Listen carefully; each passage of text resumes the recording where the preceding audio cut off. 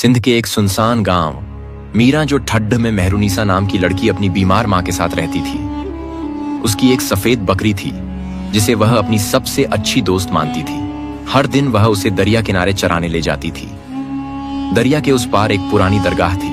गांव वाले कहते थे वहां एक काला साया रहता है जो जिंदा रूहों की रोशनी चूस लेता है। एक दिन बकरी अचानक दरिया पार भाग गई। जब वह लौटी तो उसकी आंखों में अजीब सी चमक थी और अगले दिन उसकी आंखों के पास काले धब्बे थे। गांव के जानवर बीमार पड़ने लगे। मेहरुनिसा डरने के बजाय बकरी को लेकर दरगाह गई। वहां एक जिन जंजीरों में बंधा था।